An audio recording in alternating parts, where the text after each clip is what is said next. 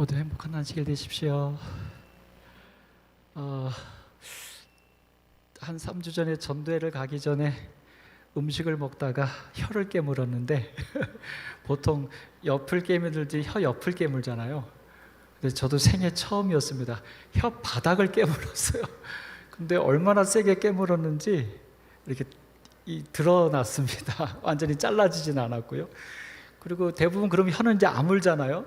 그런 줄 알고 그냥 살았는데 한 일주일인가 지나고 났더니 두 쪽은 아무는데 한쪽이 안 아무는 상태로 이렇게 벌어진 상태로 굳어가고 있는 거예요.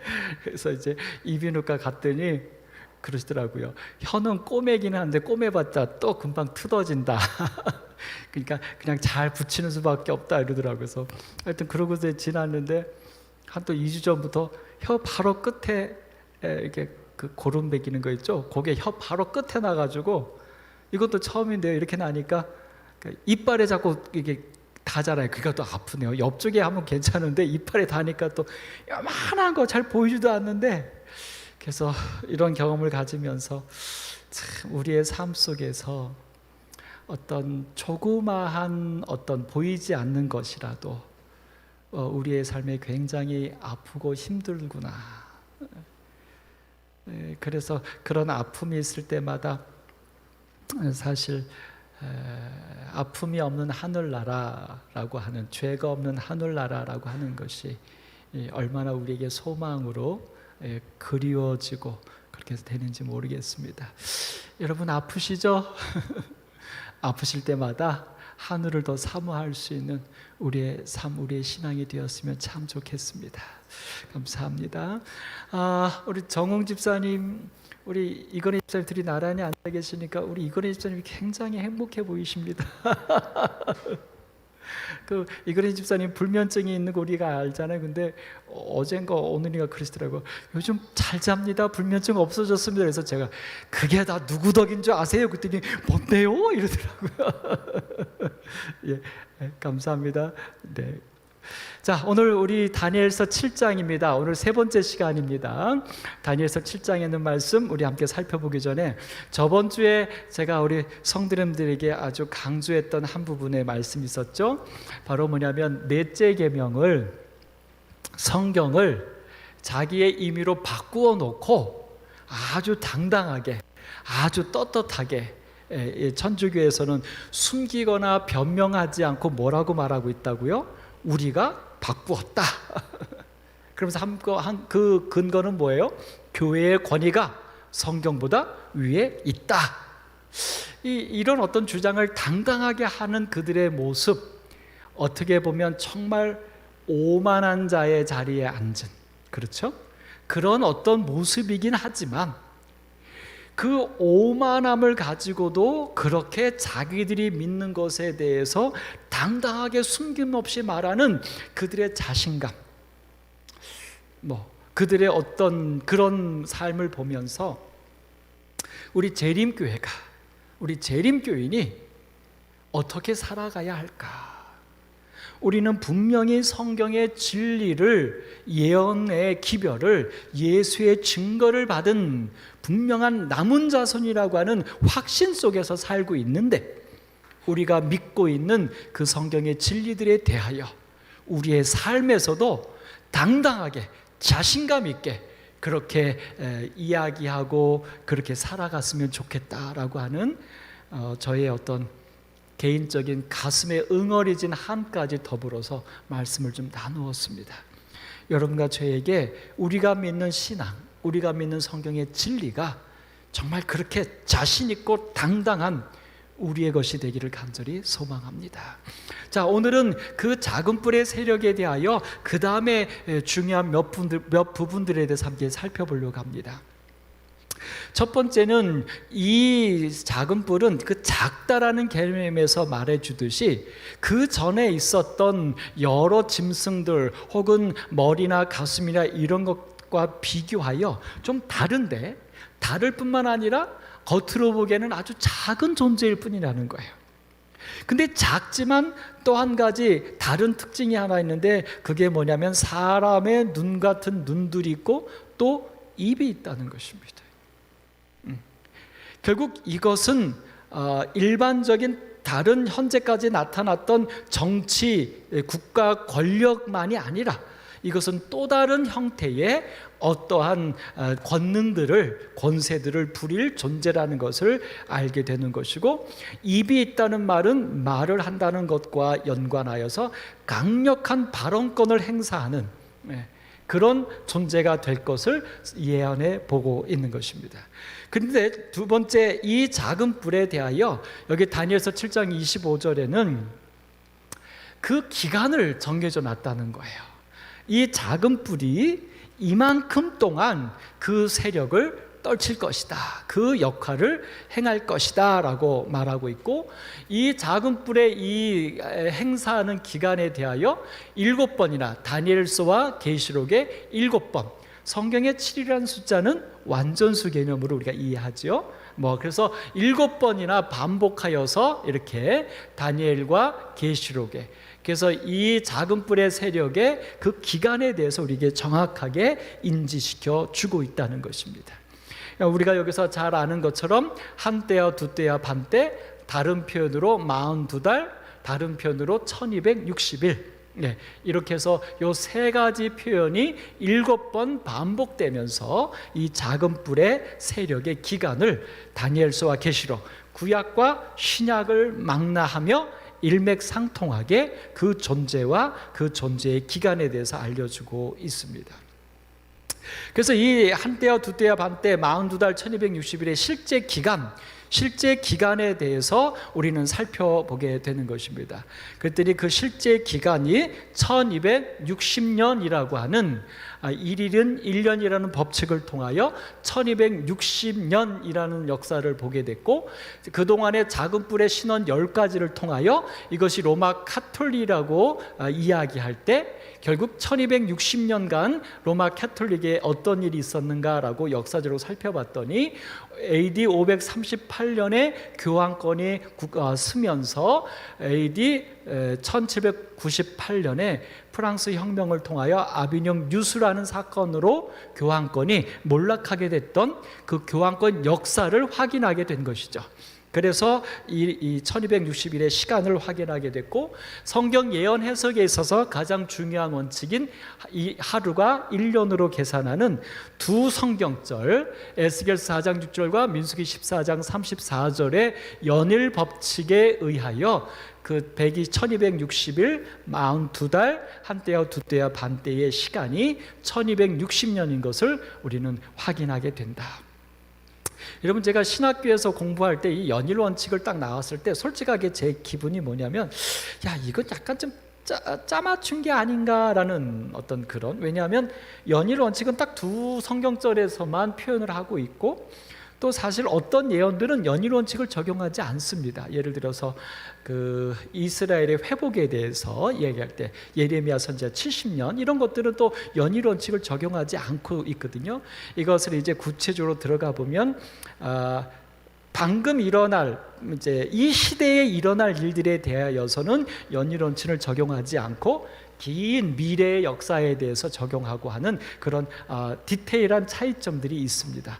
그러나 이 연일 원칙이라고 하는 것은 재림교회에서 만든 법칙이 아니라 캐톨릭에서 개혁을 할 때, 그때 당시 제7일 안식일 예수 재림교회는 아시는 것처럼 1844년 윌리엄 밀러를 통한 재림운동 이후에 1850년도에 가서 재림교회가 이제 형성이 됐고, 근데 이 연일 원칙은 이미 종교개혁 시대에 개혁자들이 갖고 있었던, 그들이 발견한 성경의 원칙입니다. 그러니까 이 연일 원칙을 재림교회가 주장하는 것으로 이해할 때는 오해의 소지가 있는데, 이것은 재림교회에서 만든 법칙이 아니라 이미 중세시대 때 종교개혁자들이 로마 캐톨릭 교황을 작은 뿔로 예언을 해석하여 지적할 때, 다니엘의 예언을 해석하여 지적할 때, 그때 이미 연일 원칙도 그들에 의하여 주장됐던 법칙인 것입니다.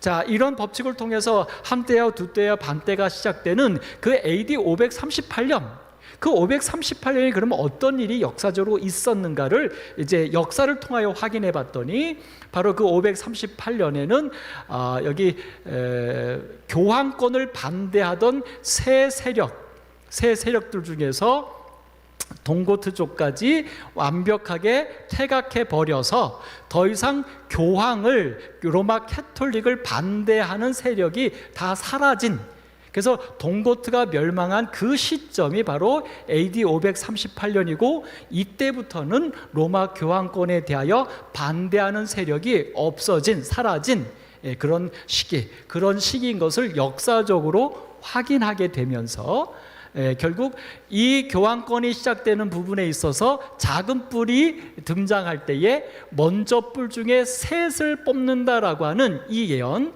요 먼저 뿔 셋을 조금 더 역사적으로 확인해 봤더니 교황권을 반대하던 헤르리, 반달, 동고트라고 하는 새 국가 세력, 그들이 이제 완벽하게 역사에서 권한을 잃고 사라진, 마지막 동고트가 사라진 538년, 그때부터 로마 교황권이 유일무이한 세력으로 역사에서 등장하게 됐던 것을 역사적으로 확인하게 되면서 이때부터가 바로 작은 뿔 세력의 시작이다라고 하는 것을 역사로 확인하게 된 것이고요.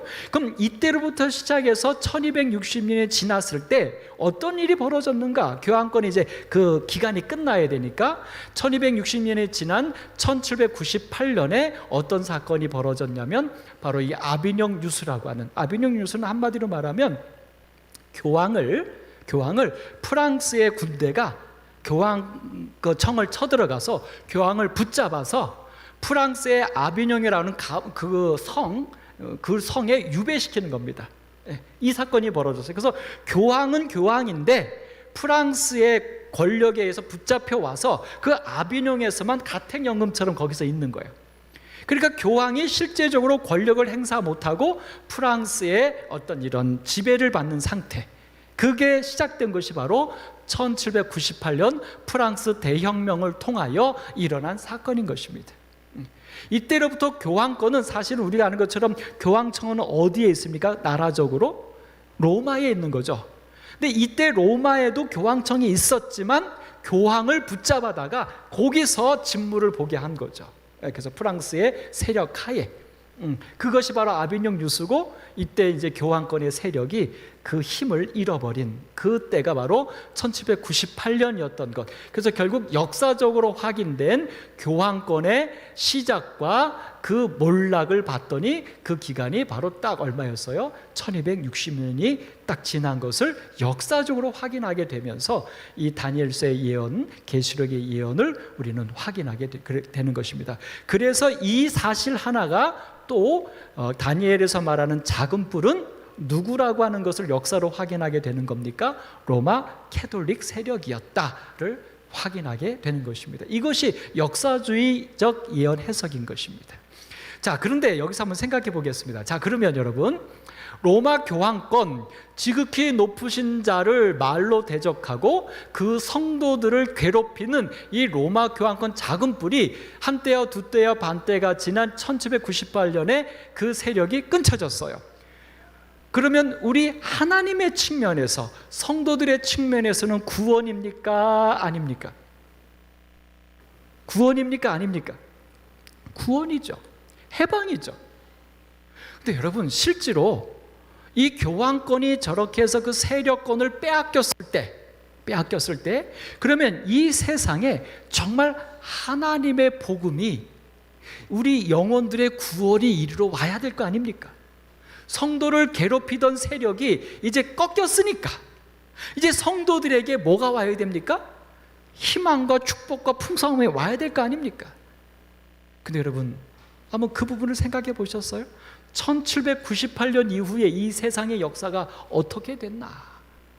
성도를 괴롭히는 작은 뿔의 세력은 꺾였지만, 그렇다면 이 지구에 하나님의 구원의 역사가 풍성하게 임했는가?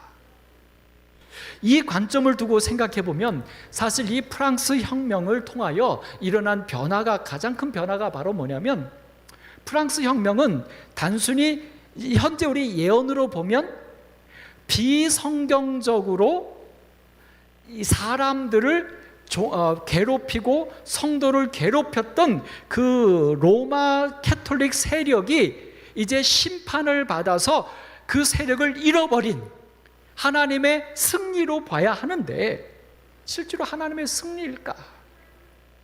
근데 역사는 그렇지 않았습니다.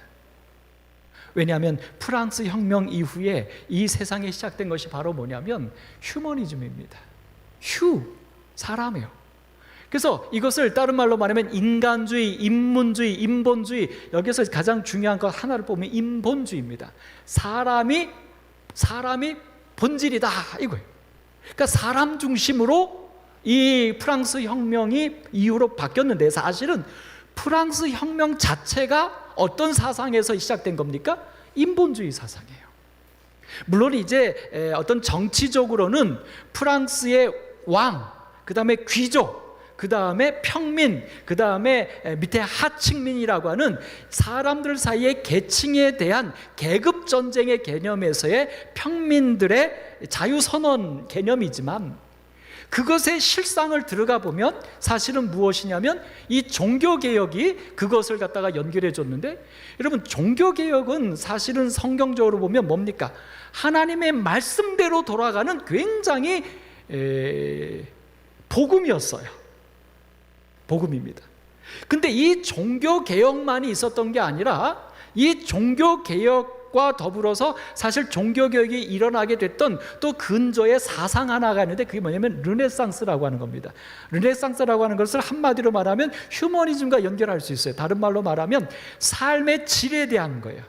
인간의 삶다운 것을 추구하는 게 르네상스예요.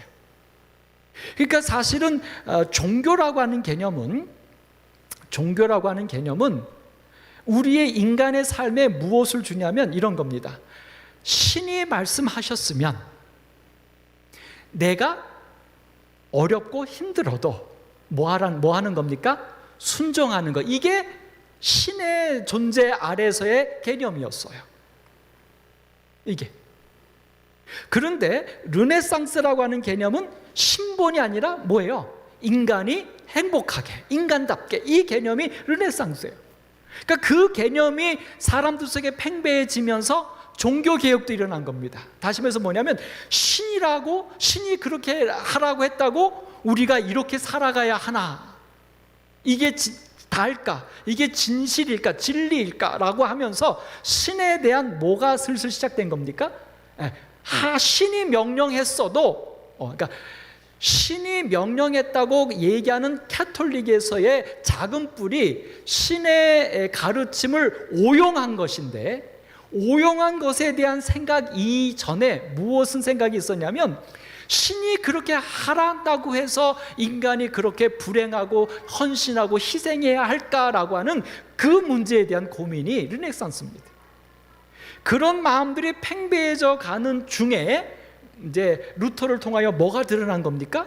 로마 캐톨릭이 가르치는 게 뭐하고도 맞지 않다는 거예요. 성경하고도 맞지 않다라고 하니까 더 이상 그 사람들을 이렇게 붙잡을 만한 어떤 무엇도 사라진 겁니다. 그런 것들이 이제 익어가지고 결국 무엇까지 간 겁니까? 종교개혁에서 끝난 게 아니라 무엇까지 간 거예요? 교황을 붙잡아서 감옥에 가두면서 모든 교회를 다 폐쇄하면서 뭐예요? 신은 누가 중요하다? 사람이 중요하다. 그게 인본주의, 휴머니즘이에요. 그래서 여러분, 이 프랑스 혁명으로 인하여 그 다음에 시작된 게 뭐냐면 산업혁명입니다. 산업혁명이에요. 산업혁명을 통해서 산업혁명 뭐냐면 이제 완전히 기계화되고 물질 문명화되는 겁니다. 그리고 이 산업혁명과 더불어서 두 가지 민주주의와 자본주의 개념이 들어왔어요.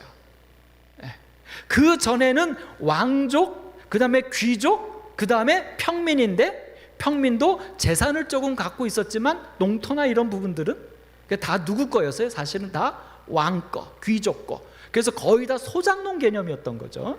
영주의 소장농 개념이었던 거예요. 그런데 이것들이 이제 다 어떻게 되는 겁니까? 이제 내 거라고 하는 자본주의. 이 두 가지. 근데 여러분, 민주주의가, 우리가 지금 대한민국이 민주주의에서 살고 있습니다. 우리의 개념 속에서 민주주의 말고 또 하나가 뭡니까? 사회주의, 따르면 공산주가. 공산국가는 여러분, 우리의 생각 속에 신앙의 자유도 없고 개인의 몫도 없고 공동체 개념에서 이렇게 되니까 비성서적으로 우리가 생각합니다. 그리고 오히려 민주주의가 자유가 있으니까 성경적이다라고 생각합니다. 그러나 여러분, 성경의 근본적인 사상으로 보면 공산주의의 기본 사상인 사회주의가 성경 사상입니다. 이 민주주의는 한마디로 요약하면 민주주의는 이런 말이에요. 최대 다수의 최대 행복이라고는 주장 속에서 나온 겁니다. 민주주의는.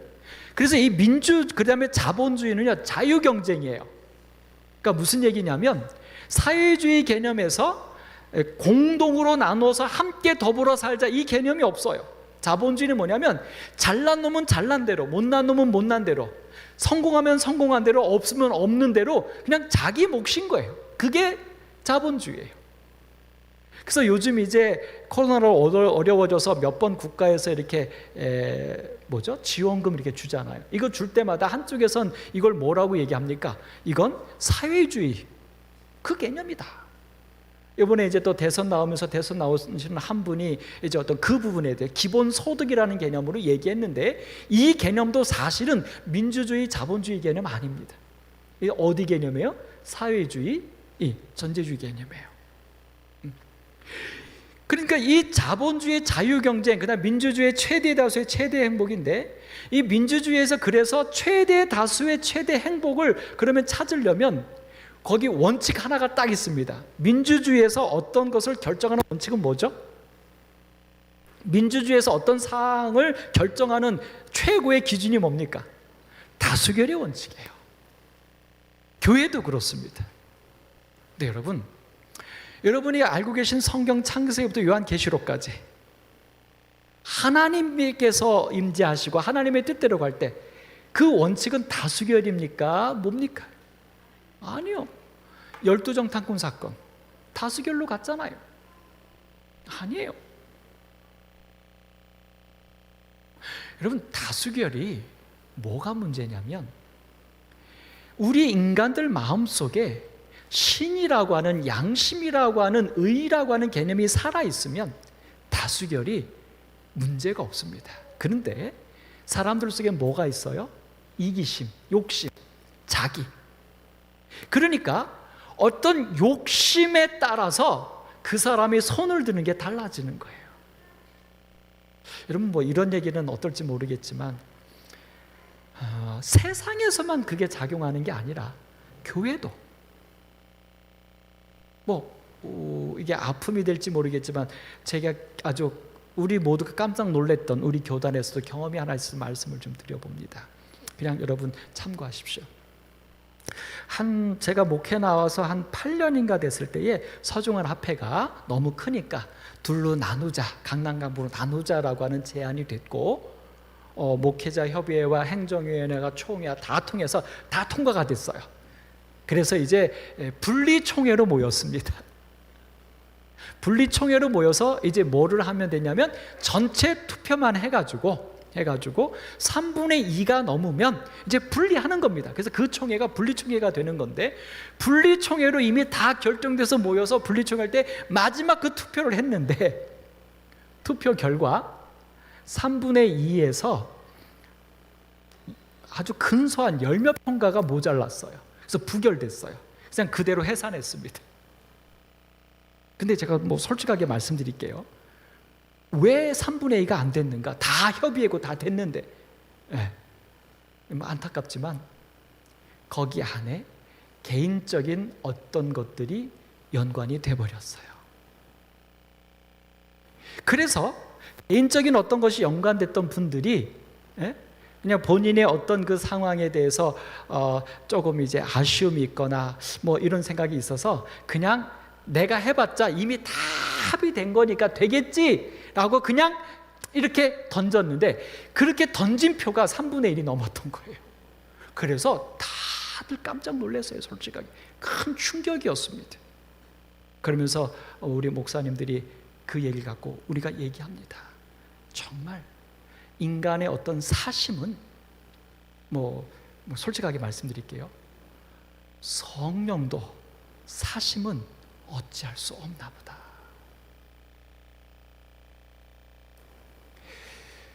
여러분, 이 민주주의가 굉장히 바람직한 제도라고 생각하지만 다수결이라는 거예요. 이거는요, 정의가 옳은 것이 옳게 인정받을 수 없는 겁니다. 여러분, 요즘 이 세상 돌아가는 가만히 보십시오. 다수결로 가는데요, 그 다수도요, 어떤 다수입니까? 그냥 극렬 한 30만 명만 모이면 그게 여론처럼 돼버리는, 그 다음에 그 옳고 그른 것이, 그러니까 나는 이것이 옳다, 나는 이것이 옳다라고 생각한다는 의견이 다를 수 있잖아요. 근데 요즘은요, 나는 이게 옳다라고 말하지 않아요. 요즘은 어떻게 말합니까? 나는 이게 좋아. 여러분 잘 보십시오. 나는 이게 좋아. 나는 이게 좋아. 그 좋다라고 하는 말과 옳다라고 하는 말은 굉장히 차이가 있는 것입니다. 좋다라고 하는 말은 내 생각에 나에게 이게 좋아, 그래서 나는 이거에 손드는 거예요. 옳고 그름은 관계없어요.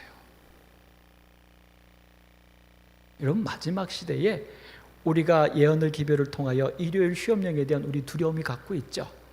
그러니까 법적으로 인간의 자유와 종교의 자유와 이런 것들을 규제하는, 지금 우리가 생각하면 말도 안 되는 법, 그런 법이 뭐해지겠다는 겁니까? 만들어지고 발표되고 그 법을 어길 때에 어떤 권력으로 그런 사람들의 자유와 인권을 박탈하겠다는 게 우리가 염려하는 거잖아요. 그 일이 일어날 수 있을까? 있습니다. 왜요? 이 다수결. 많은 사람들이 그것이 좋다라고 하면 절대 의로운 소수는 어찌할 수 없는 겁니다. 여러분, 이게 바로 프랑스 혁명을 중심으로, 다시 말해서 작은 뿔의 세력이 1260일이 끝나는 때에까지 세력이 펼쳐지겠다고 하는 그 세력의 끝마침과 더불어서 이 세상에 닥쳐온 실제적인 문제예요. 그러니까 작은 뿔의 권력은 사라졌을지 모르지만 이제는 뭐예요? 숨겨진 사람들의 속에 더 큰 작은 뿔이 역사하고 있는 겁니다. 여러분, 이런 와중에 우리는 어떻게 살아야 할까? 여기 한 분이 자본주의의 법사상이라고 하면서 4가지로 요약해 줬어요. 제가 굉장히 임팩트를 좀 얻게 됩니다. 그러니까 자본주의, 민주주의의 법이 있는데 그 법들은 어떤 원칙에서 만들어지는가라고 하는 거예요. 법의 첫째, 중세 종교사회의 신본주의와 구분되는 인본주의. 그러니까는 이 세상에서 만들어지는 법은 누구를 중심으로 만든다는 거예요? 사람. 근데 그 사람도 옳은 절대 정의를 가지고 만드는 게 아니라 그때 당시 사람들 중에서 많은 사람들에게 유익한 거, 유일한 거, 그걸로 법이 만들어지는 거예요. 그러니까 항상 그 유리하지 않은 층에 있는 사람에게는 그 법은 무슨 법이 됩니까? 악법이 되는 거예요. 그 다음 2번째가 뭐냐면 종교개혁에서 비롯하는 개인주의. 종교개혁 전까지는 절대 신이었거든요. 순교였거든요. 근데 이 신을 딱 버리고 나서, 개혁을 하고 나서 그 다음에 나오는 게 뭐예요? 인본주의, 나 중심이에요. 그 개인주의 사상에 의하여 법이 만들어지는 겁니다. 그래서 헌법에 딱 명시된 인간의 자유가 딱 규정이 되니까 여러 세부법 중에서 헌법의 기본 정신이 위배가 되면 이 법들도 뒤집어지는데, 헌법 처음에 나오는 자유의 권리를 통해서 요즘 법들이, 어떤 법들이 만들어질 수밖에 없는 겁니까? 그 헌법에 개인의 이것이 딱 들어가니까 죽을 권리도 들어가야 되는 거예요. 죽을 권리도 넣어주는 거예요. 그래서 여러분, 이제 저 유럽을 중심으로, 동유럽을 중심으로 안락사, 자살하는 권리, 우리나라는 이제 존엄사 같습니다. 회복 불가능한 의료적인 판단이 다 내려진 사람에게는 죽이는 건 안 됩니다. 죽지 않도록 하는 연명치료는 안 할 수 있다. 우리나라도 한 3년 전에 이 법이 통과됐고요. 이 법에 의하여 많은 분들이 연명 치료를 안 받고 돌아가고 계십니다. 저는 이 부분까지는 성경적으로도 충분히 가능한 부분입니다. 근데 지금 유럽을 중심으로 미국에도 여러 개 주가 무엇을 했냐면 적극적 안락사, 다시 해서 뭐냐면 본인의 선택에 의하여 인위적으로 죽음을 갖게 하는 겁니다. 근데 이제 저기 스위스에서는 뭐까지 갔냐면 그 행위를 의사나 제3자가 해줄 수 있는 법까지 갑니다.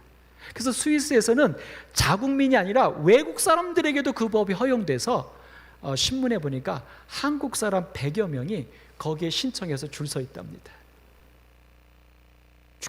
이게 뭐에서 나오는 거예요? 개인주의. 죽음의 권리가 누구한테 있다? 나한테 있다.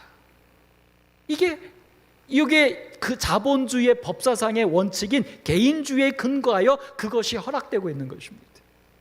여러분, 생명의 권한이 우리에게 있는 게 자유입니까? 이게 근대에 우리에게 주어진 세상의 법의 사상이에요. 세 번째가 뭐냐면 사유재산을 중시하는 소유권 사상. 사유재산을 인정해 준다니까 굉장히 민주적이고 자유인 것 같지만 이건 우리에게 뭘 얘기하는 겁니까? 물질 만능주의, 자본주의. 그러니까 돈이 있어야 된다라고 하는, 돈이 권력이 되는, 소유가 되는. 사실 여러분, 성경적인 개념에서의 소유는 없습니다. 하나님이 다 우리에게 뭐 한 거예요? 생명도, 재능도, 모든 재물도 빌려주신 거라고 하는 게 성경의 개념이에요. 그런데 이 자본주의의 법사상에서 보면 그거는 누구 거예요? 내 거예요. 누가 타치할 수 없는, 심지어 누구도, 신도 뭐라고 할 수 없는. 이게 바로 또 뭡니까? 물질 만능주의, 바벨론 사상인 거죠. 마지막 네 번째가 뭐냐면 시장 원리를 중시하는 유경제 이론이에요. 다시 말해서 뭐냐면 시장 원리, 그냥 사고 파는 거예요. 자기들의 선택에 의해서. 그래서 그 사고 팔을 때 누가 많은 이문을 남기고 누가 믿져도 그냥 서로의 선택의 결과인 거예요. 그것을 뭐라고 죄로 얘기하지 않는 거예요. 여러분, 이 네 가지 사상에 의하여 지금 세상의 법이 만들어지고 있고 진행되고 있습니다. 거기에다가 또 뭐까지요? 이것 전에 다수결로.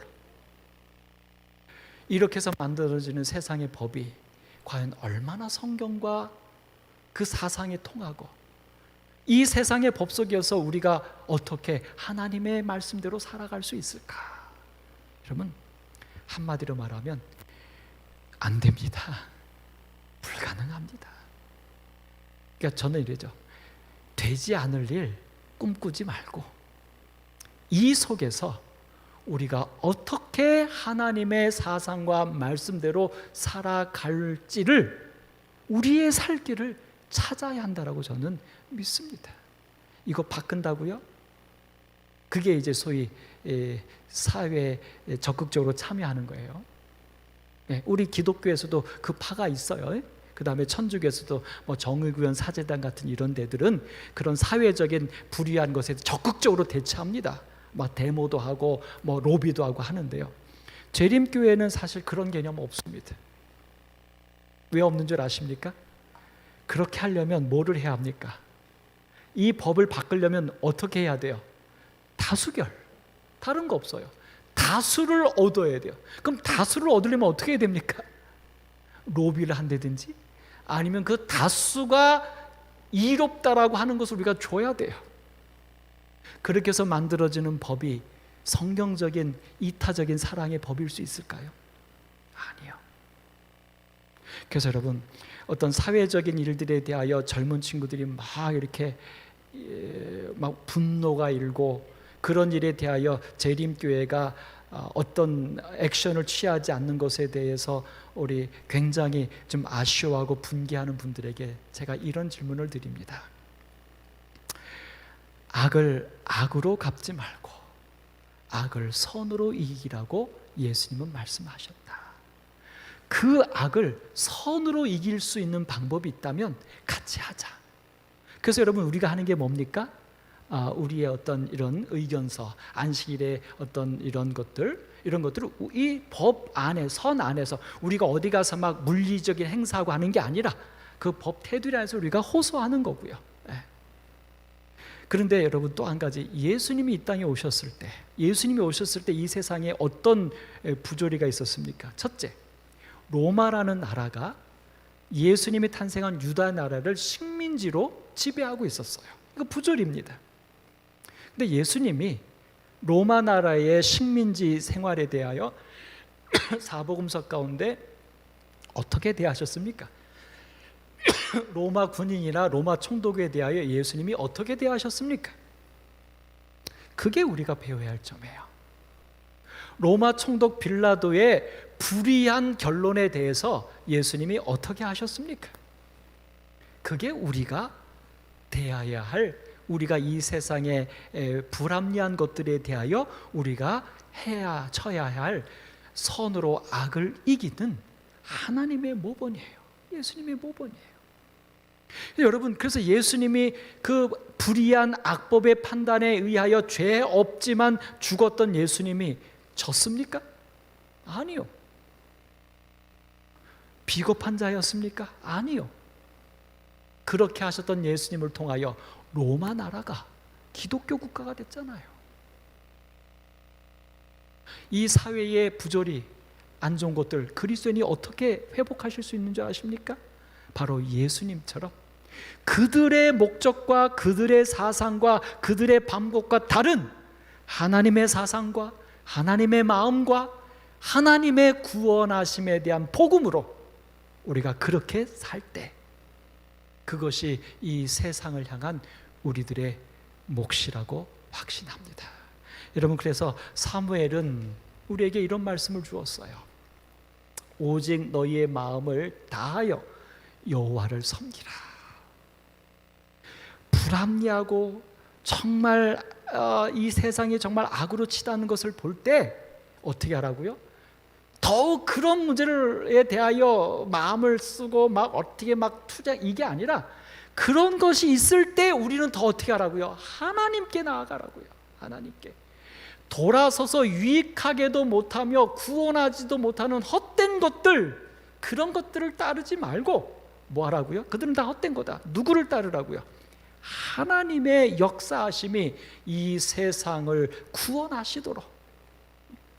오늘 여러분과 저의 성경적인 이 세상의 역사를 바라보는 우리의 믿음, 우리의 삶이 되기를 간절히 바랍니다. 자, 이런 개념 속에서 언제 이 1260일이 끝나는 그 프랑스 혁명이 사실은 죄가 끝나는 개념이 아니고, 사단은 그것을 통하여 또 다른 그의 역할, 사람을 유혹하는 것으로 갔다고 하는 것이에요. 결국 그러면 여러분, 다니엘서 2장의 예언과 7장의 예언의 끝은 어떻게 나야 됩니까? 그러니까 작은 뿔의 세력이 1260일이 지나면, 혹은 바벨론 나라가 그 다음 나라에 넘어가면 이 세상에 구원이 임했습니까? 아니에요. 악의 세력의 모양과 방법만 바뀔 뿐이지 악은 계속됩니다. 그리고 오히려 제가 설명했던 것처럼 바벨론은 바벨론대로, 메데페르시아는 메데페르시아대로 하나님의 백성들을 괴롭히고 하나님을 공격한 게 아니라 그것들이 어떻게 된다고요? 더하기로 가요. 바벨론에서 공격했던 것, 메데페르시아에서 공격했던 것, 헬라에서 공격했던 것, 로마에서 공격한 이것들이 다 플러스로 가서 시대가 가면 갈수록 사단은 우리를 향하여 더 악랄하고 더 과격하고 더 완벽하고 더 겉모술수로 우리를 흔드는 거예요. 그럼 우리는 어떻게 해야 될까요? 우리는 그러니까 오늘 말하는 거예요. 어디로 가자고요? 그런 것이 지나면 구원이 임하겠다라고 하는 헛된 생각 갖지 말고 우리의 구원은 오직 누구에게로부터? 예수님의 재림. 아멘. 아멘. 그러니까 여러분 이렇게 생각하시면 어떨까요? 예수님의 재림이 임하시기 전까지는, 혹은 우리 개인적인 재림인 우리의 숨을 하나님께서 거두시기 전까지는 평안하다라고 하는 말도, 그런 기대도 다 버리세요. 제가 이렇게 말씀드리면 이제 인생의 희망이 사라집니까? 여러분 개인의 삶도 그렇잖아요. 요것만 지나면 좋은 세상이 올 거야 우리가 늘 생각하지만 그거 지났더니 좋은 세상이 오던가요? 아니잖아요. 왜요? 어떤 것 때문에 내가 힘든 게 아니라 기본적으로 죄의 세상이기 때문에 힘든 거예요. 그러니까 죄가 해결이 되지 않으면 우리의 삶에 평안이 올 수가 없어요. 그런데 평안이 오기를 이 세상에서 기대한다고요? 아니요. 예전에게 다 포기하시고 예수님, 그분의 재림, 죄가 끝나는 그것이 우리에게 구원이요 우리의 소망이 되기를 간절히 바랍니다. 여기 21번째 질문에서는 이렇게 말하죠. 작은 뿔의 종말이 어떻게 될 거냐 그랬더니 심판이 시작되면 그랬어요. 그러니까는 1260일이 지나면이 아니라 심판이 시작되면 그는 권세를 빼앗기고 멸망하는데 어떻게 멸망해요? 완전히 멸망하는데 이래야 끝나는 거예요. 그럼 이 심판은 언제일까요? 그 작은 뿔의 세력이 완전히 멸망하는 그 심판이 언제입니까? 다니엘서 2장에 나오는 돌의 나라예요. 하나님 예수님의 재림입니다. 자, 그래서 그 때가 이름에 성도들이 나라를 얻었더라. 때가 이름에. 그러니까 여러분 때가 이르기 전에 여러분 나라를 얻을 생각 갖지 마십시오. 우리 정웅 집사님 죄송합니다. 제가 한동안 좀 언급할 것 같아요. 이제 다 열심히 사셔서 은퇴하셨다고 이제 행복하다 편안하다 꿈꾸지 마세요. 항상 요즘 이건희 집사님 같이 농사 다니시고 바쁘신 것 같더라고요. 여러분 눈을 감는 순간까지 예수님 재림하는 그날까지 이 세상에서 안위를 구하지 말고 우리가 구할 것은 오직 하나님, 그리고 그분을 통하여 이 죄를 악을 이기며 살아갈 수 있기를 우리가 기도하시게 되길 간절히 바랍니다. 자, 이 심판이 일어나는데 언제 일어난다고 그랬어요? 이 심판이 언제 어디서 왜 베풀어지는가? 우리가 말했던 것처럼 기본적으로 역사적으로 작은 뿔에 대한 심판은 1260년이지만 이것으로 해서 모든 것이 끝나는 게 아니고 여기서 말하는 이 심판은 누가 하는 것이냐면 옛적부터 항상 계신 이가 좌정하신 곳에서 일어나요. 옛적부터 계셨다라고 하는 부분은 영원토록 계시다. 이건 누구를 얘기하는 겁니까? 하나님을 얘기하는 거예요. 하나님이 계신 보호자, 좌정하신 곳에서 일어나는 심판이니까 세상에서 일어나는 일이 아니라 하늘에서 일어나는 심판. 결국 무엇을 얘기할 수 있어요? 시편 11편 4절에 언급된 바로 여호와께서 그 성전에 계시니 여호와의 보좌는 하늘에 있고 그 눈이 인생을 통찰하시고 그 안목이 저희를 감찰하는 하늘에서 있을 심판인 거예요. 그러니까 로마 교황이 붙잡혀 갔다는 심판, 이것을 얘기하는 게 아니라는 거예요. 예. 그럼 이 심판이 이루어지는데 그 심판이 하늘에서 이루어지고 아까 말한 대로 하나님의 보좌 쉐키나라고 하는 성전에서 그룹 자정 사이에서 이 속죄소 위에서 이 심판이 이루어진다고 말합니다. 하나님의 심판도 십계명이 보관되는 성소에서 베풀어진다는 것입니다.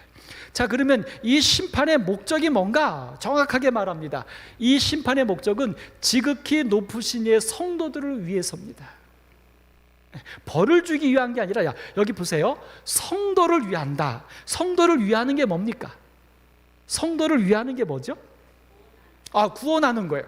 그러니까 이 심판의 목적은 심판이라고 하는 어휘가 우리에게 던져주는 벌, 죄와 벌, 이 개념이 아니라 성경에서 말하는 이 심판은 성도를 위한 거니까, 성도는 구원받는 자들이잖아요. 그들을 위한 심판이니까 그들을 뭐 하기 위한 심판이에요? 구원하기 위한 심판인 거예요. 이 심판의 개념에 대하여 기본적으로 세상에서 말하는 죄와 벌의 개념으로 가지니까 몇몇 우리 재림 신앙을 하던 분들이 조사 심판에 대하여 마음에 짐이 되고 이것은 하나님의 뜻이 아니다라고 거기에 대한 반대 의견을 제시하게 되는 이유가 됩니다. 그래서 여러분 제가 저번에 이 부분에 대해서 작년에 한번 말씀을 드렸죠. 심판은 하나님의 심판은 구원이라는 거예요. 절대 벌이 아니에요. 그래서 제가 그때 이런 표현까지 썼죠. 여러분 이해하십니까? 우리는 의인은 구원받고 악인은 멸망받아서 심판받는다, 이런 개념을 갖고 있다는 거예요. 근데 여러분 사실 제가 악인들의 소멸에 대해서도 뭐라고 말씀드렸죠? 김수현 집사님 제가 뭐라고 말씀드렸죠? 악인들의 소멸에 대해서 뭐라고 말씀드렸죠? 혹시 기억하시는 분 계십니까? 하나님의 그 악인에 대한 하나님의 최고의 구원이 소멸이에요. 이 개념을 제가 어디로 가서 말씀드렸어요? 아담과 하와가 선악과를 따먹었을 때 그들이 하나님이 부르니까 부끄러워서 숨었단 말이에요. 하나님을 만나는 게 불행이었어. 뿐만 아니라 그 둘이 서로 부끄러워했어. 이게 불행인 거죠. 뭔가 문제가 생긴 거예요. 그런데 하나님이 오셔서 여자의 후손을 얘기하고 났는데 그 다음에 무슨 얘기가 나와요? 하나님이 아담과 하와를 에덴 동산에서 내어 쫓으셨다라는 표현이 나와요. 근데 내어 쫓기 전에 그 이유를 설명해 주는데 뭐라고 설명하고 있어요? 저들이 악을 알게 됐는데, 선악을 아는 이 우리와 한 가지가 됐는데, 이렇게만 표현하면 좋은 것 같은데, 그 사람이 알게 된 선과 악은 뭐예요? 악을 통한 불행이에요. 그걸 알게 됐는데 생명나무를 따먹고 영생할까 하노라. 그래서 그들을 에덴 동산에서 쫓아내서 생명나무를 따먹지 못함으로 뭐하게 한다? 죽게 한다라고 하는 것이 그 개념이에요. 그러면 이게 하나님께서 생명나무가 아까워서 혹은 그들에게 주는 것이 뭐해서가 아니라 뭐예요? 선과 악을 아는 일에 하나가 됐다. 다시 말로 악이 들어와서 그들의 삶이 완벽하게 행복하지 않다, 불행하다, 괴롭다. 그 불행과 괴로움을 가지고 생명나무만 먹어서 죽지 않는 상태에서 영원히 불행한 것은 그들에게 불행이라는 거예요. 행복이 아니라는 거예요. 그래서 하나님이 뭐 하신 거예요? 생명나무를 먹지 못하도록 에덴 동산을 막음으로 그들이 자연사하도록. 그것은 그들에게 뭐였어요? 벌이 아니라 하나님의 축복이었다는 거예요. 바로 예수님의 재림에서의 악인의 소멸도 그것입니다. 왜냐하면 이 악인들이, 제가 그 설명해서 천년기 후에 삼림 때 의인과 하나님과 예루살렘 성이 내려올 때 악인들이 둘째 부활을 하잖아요. 그래서 부활을 한 다음에 사단과 그의 천사들이 그 부활한 악인들을 다 모아가지고 뭐라고 합니까? 오는 저 성을 빼앗자. 그래서 공격을 할 때 그때 유황불이 내려온다 그랬잖아요. 여기서 중요한 게 뭐예요? 빼앗자라고 말한다는 거죠.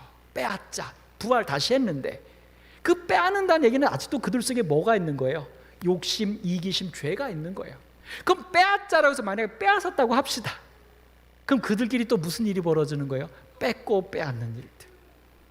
그 상태로 죽이지 않고 영원히 살게 하면 그들은 영원히 사는 동안 뭐 하는 거예요? 계속 그렇게 사는 거예요. 그러니까 하나님이 그들에게 어떻게 해주시는 거예요?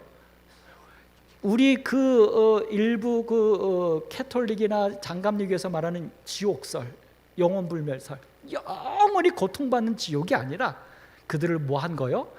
잠자는 것처럼, 아예 존재하지 않았던 것처럼 어떤 고통도 없는 상태로 소멸하는 것. 이게 그들을 향한 최고의 구원이라는 거예요. 그래서 여러분, 예수님의 심판은, 다시 말씀드립니다, 여러분의 어떤 그 개념을 완전히 바꾸셨으면 좋겠어요. 성경에서 말하는 심판은 죄와 벌이 아니라 뭐예요? 구원이에요. 축복이에요.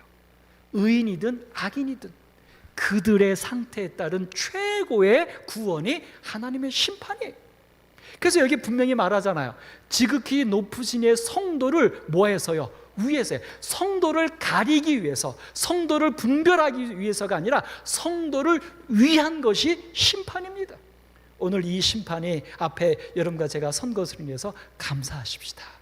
근데 이 심판이요, 여기 보면 어떻게 뭘 갖고 하냐면 그냥 하나님 마음대로서 엿장수 마음대로 하는 게 아니라 뭐가 있어요? 그 하나님인데 책들이 펴있다. 우리가 말하는 세 가지 책들을 가지고. 이 얘기는 무슨 얘기입니까? 하나님의 심판이 하나님의 마음대로가 아니라 무엇에 근거하다는 거예요? 공의에 근거한 거예요. 그 공의는 뭡니까? 각 사람이 행한 대로. 이 말은 다른 말로 말하면 내가 악을 행하면 소멸되는 거고, 의를 행하면, 하나님을 믿으면 예복을 입고 하늘나라 가는 이 개념도 되지만, 제가 아까 말씀드렸던 개념으로 말하면 각 사람의 행한 대로, 그게 뭐예요? 그 사람의 상태대로 영원히 사는 것이 행복인 사람은 구원, 하늘에서 영원히 살게 하고, 사는 것이 불행인 사람은 아무것도 모르게 소멸하고, 이게 뭐예요? 각 사람의 행한 대로. 그래서 하나님은 이 분명히 하나님의 측면에서의 공의만이 아니라 각 사람의 삶의 가장 아름다운 공의로 하나님이 내려주시는 것이, 그것이 심판인데, 그 심판 위에서 이런 일들이 있다는 거예요. 그래서 여러분, 이 부분에 대하여 기록만을 심의하는 조사 형식의 심판이기 때문에 조사 심판이라고 부르고, 그 시기가 재림 전에, 재림하실 때 보세요. 재림하실 때 부활하고 승천하는 의인들과 죽고 죽어 있는 악인들이 분간이 되잖아요. 이 분간이 되려면 그 전에 뭐가 있어야 되는 거예요? 이 심판이 내려져야 되는 거예요. 그래서 재림 전에 심판, 그래서 재림 전 심판, 조사 심판이라고 하는 거죠. 근데 이걸 가지고 이제 몇몇 분들이 이거 성경적이지 않다, 이거 하나님의 공의와 다르다. 그 다음에 이제 또 이 심판에서 말할 때에 성전 앞에서부터 이렇게 심판해 나간다라는 개념으로 성도들부터 판단하여 나간다라고 하면서 어떤 그 의인과 악인을 이렇게 단계별로 이렇게 판단하는 것처럼 얘기를 하면서 틀렸다라고 말을 하는 거죠. 근데 여러분, 이 부분들은요, 그냥 성경의 복잡한 어떤 교리를 갖고 단어 하나 갖고 싸울 때는요, 저는 항상 이렇게 말씀드립니다. 가장 순리, 자연스러운 게 그게 하나님의 뜻이에요. 복잡하게 갈 필요 없어요. 복잡하게. 여러분 보십시다. 자, 의인과 악인이 재림 때 분명히 나눠지잖아요. 나눠지려면 나눠지는 근거가 있어야죠. 그럼 그 근거를 가지고 판단해야 될 거 아닙니까? 그러면 어떻게? 나눠지기 전에 이미 뭐가 있어야 되는 거예요? 판단이 내려져야죠. 그냥 그거예요. 뭐 조사 심판, 재림 심판 다 그 단어 다 필요 없어요. 사실은 삼위일체 이 단어 때문에 얼마나 많이 우리가 고민합니까? 그래서 저는 예전에 한 7년 전에 그 삼위일체 우리 사경이 할 때 제가 단어를 좀 바꿔봤어요. 삼위일체, 그러니까 몸체 가니까 하나님 몸은 하나인데 머리 셋 막 이상하게 막 헷갈리는데, 체가 아니라 제가 생각념, 이거 사상으로 바꿔봤어요. 삼위일념. 그러니까 세 분 하나님이 똑같은 사상과 생각으로 우리를 창조하시고 구원하신다. 이렇게 되니까 그냥 문제가 없어요. 근데 일체에 가니까 우리 인간적인 이 3차원적인 생각으로 해결이 안 되는데, 여러분, 이 조사 심판, 재림전 심판도 그 두 단어 다 잊어버리고요. 그냥 간단해요. 예수님 재림하실 때 의인과 악인이 양가하면서 나눠져. 나눠지려면 하나 판단해야지. 하나님이 판단하시죠. 이 세상에 온 우주의 유일한 재판장은 하나님이시니까. 근데 하나님 판단할 때 그냥 하나님 마음대로 판단하면 이 엿장수 마음이잖아요. 근데 하나님은 공의 하나님이야. 공의라면 공의가 드러날 증거가 있어야죠. 그 증거가 뭐예요? 각 사람이 행한 대로. 그럼 각 사람이 행한 게 어디 있냐? 우리한테 가시적으로 알려주기 위하여 이 세 가지 책이 있다라고 설명한 거죠. 성경에. 그러니까 이것에 의하여 각 사람이 행한 대로 공의를 따라서 그 사람에게 하나님이 판단하신 거. 언제? 재림하시기 전에. 그래서 재림 때에 그렇게 나눈 거. 이게 뭐 조사 심판, 재림전 심판 용어를 가지고 그래서 틀려도, 여러분, 그냥 아주 단순하게. 자, 이제 말씀을 좀 정리해 봅니다. 자, 이렇게 해서 이 심판은 왜 필요한가라고 말할 때 여기 중요한 핵심이 나와요. 모든 백성과 나라들과 다른 언어를 말하는 모든 자들, 그 모든 자들에게 뭐하게 하기 위해서요? 그를 뭐하게 하려고? 섬기게 하려고. 하나님을 섬기다. 여러분, 하나님 섬기려면 복종의 개념이 아니죠. 순종의 개념이죠. 무슨 말입니까? 하나님을 사랑하고 그분의 판단을 아멘으로 받아들일 수 있게 하기 위하여, 결국 그분의 심판이 공의롭고 자비롭고 사랑을 통한 구원이라는 것을 확인하게 하기 위해 이 심판이 필요하다는 것입니다. 엿장수 마음대로가 아니고. 그래서 우리가 말하는 혼인 예보, 그 다음에 귀인의 비유는 뭐냐면 달란트의 비유입니다. 그러니까 그래서 우리에게 이 달란트와 혼인 예복을 입는 것, 요 두 가지를 통하여 각 사람의 행한 대로 하나님께서 최고의 축복을 주시겠다. 그럼 이제 마지막 정리해 봅니다. 분명히 예수님 재림하실 때 우리에게 주신 말씀이에요. 마태복음 25장 31절로 33절, 각각 분별하기를. 각각 분별하기를. 근데 두 가지로 나누죠. 염소와 양. 딱 하나예요. 그래서 염소는 저주받을 자들, 복받을 자들, 이거는 심판의 부활, 이건 생명의 부활 그러는데, 사실은 제가 아까 말씀드린 개념으로 말하면 이 염소편에 사는 것이 불행인 자들은 소멸로, 사는 것이 행복인 자들은 영원히 함께 살도록, 이렇게 둘로 나뉘는 것을 분명히 재림 때 얘기하셨고, 바로 이 심판이 예수님 재림 전에 지금 이루어지고 있는 하나님의 판단이라는 것입니다. 성도 여러분, 여러분과 제가 오늘 이 판단 앞에 어떻게 이 복받을 자들이 될 수 있을까요? 간단합니다. 뭐요? 사는 게 행복인 사람이면 돼요. 자, 제가 이제 질문 드립니다. 여러분, 지금 사시는 거 행복하십니까? 다시요. 지금 사는 거 행복하시면 손 들어보세요. 잘 안 드시면 이거 하나님을 덜 믿으시는 건지 아니면 여러분, 저는 분명히 생각합니다. 지금 이 세상에서 하나님 믿으면서 힘들고 어려워도 하나님 믿으면서 사는 것이 행복이라고 느낄 때 그 사람은 어디 가서 살아도 행복이거든요. 그 사람은 분명히 하늘나라에 갈 겁니다. 근데 이 세상에 사는 게 하나님을 믿으면서 살아도 행복이 아니면 자, 그래서 오늘 제가 말하는 제가 심호하는 교회는 어떤 교회예요? 삶의 행복을 주는, 오늘 여러분과 제가 이 구원의 행복이 우리들의 것이 되길 간절히 바라면서 말씀을 마치겠습니다. 기도합니다. 하나님, 작은 뿔 세력 성도를 괴롭히고 큰 말 가지고 하나님을 참남되게 하는 이 무시무시한 세력이 1260일이 지나면 끝이 난다는 이 귀한 기별인데, 사실 그것이 끝날 때에 보면 우리에게 완벽한 구원은 이루어지지 않았고 오히려 더 심각한 사단의 세력과 유혹이 우리에게 닥친 것을 역사로 보게 됩니다. 하나님, 저희들이 돌나라 예수님의 재림을 바라보게 하여 주옵소서.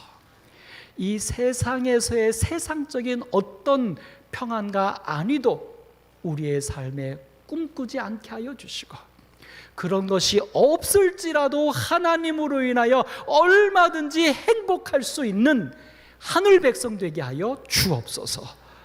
예수님의 이름으로 기도드립니다. 아멘.